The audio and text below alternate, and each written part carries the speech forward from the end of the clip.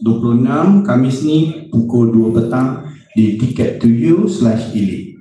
Oh wow. Alright, mana GIG tu dia ada meet and greet dengan refreshment sekali. Wow. Cuma GIG ni dia tak banyak. Okay. Dia tak banyak. Mungkin 70 lelaki yang bertuah tadi. Oh. Sebab dia GIG tu kan. So dia tak banyak, dia 70 seat je. Dan kita ada meet and greet also, ada refreshment snack.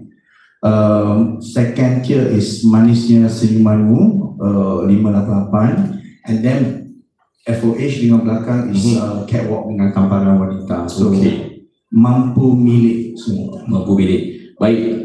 Poster kita tengok, seating ticketing pun kita tengok, kita nak saksikan tema. Biasa itu dia bersama dengan Icon Entertainment, dia akan ada tema daripada KRU ke, daripada M. Nasir ke, Meli ke, dan Elite. Tema untuk tahun ni, Mr. Imantan. Tapi sekarang ni pun ramai dah tiru tema lah.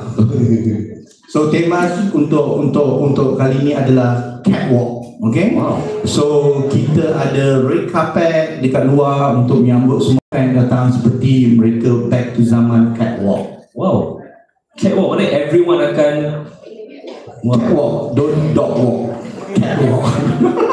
Okay, I think ada sample nanti kita akan posting some of the idea lah macam mana, sebab ada peminat selalu tanya catwalk tu apa benda, dress code 90s tu macam mana, so kita ada guide. Maknanya akan ada rap lah.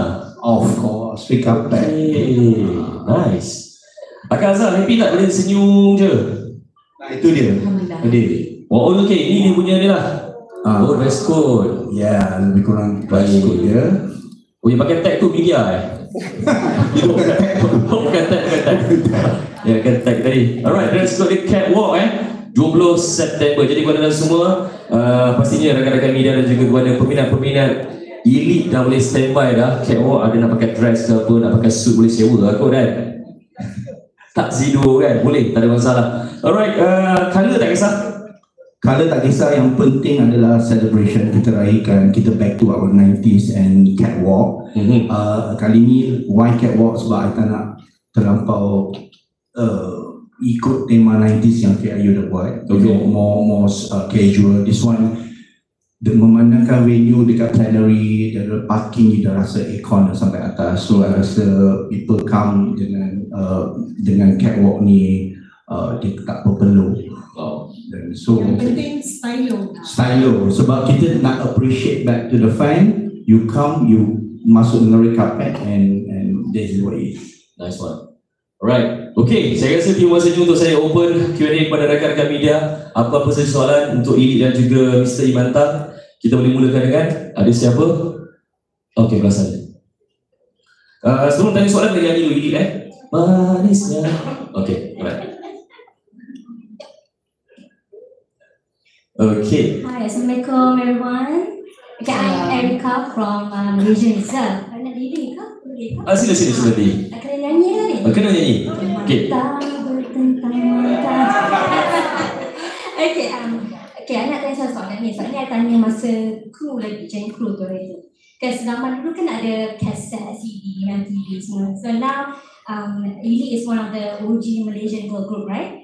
So how do you plan to reconnect with today's younger generation yang mungkin kenal Elite from throwback videos ataupun macam anak-anak saudara from your mak sulung punya ni lah playlist kan, dia macam ni tau best cut tamparan wanita ni, ada ke tak plan nak buat TikTok challenge ke? Thank you Erika. Siapa Erika nak siapa jawab?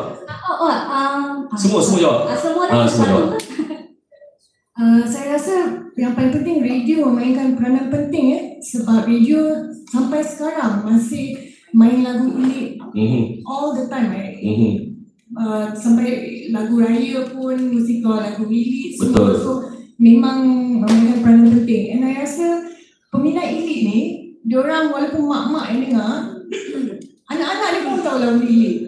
So it spans all the generations yang I tahu lah, yang I tengok.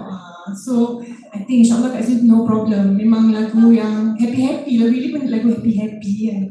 Ya. Tapi I rasa TikTok challenge tu sangat bagus. Sebab kalau tengok, I dah letakkan di laman sosial saya. Ramai peminat Elite dah dengar. Dia macam rasa seperti Elite ni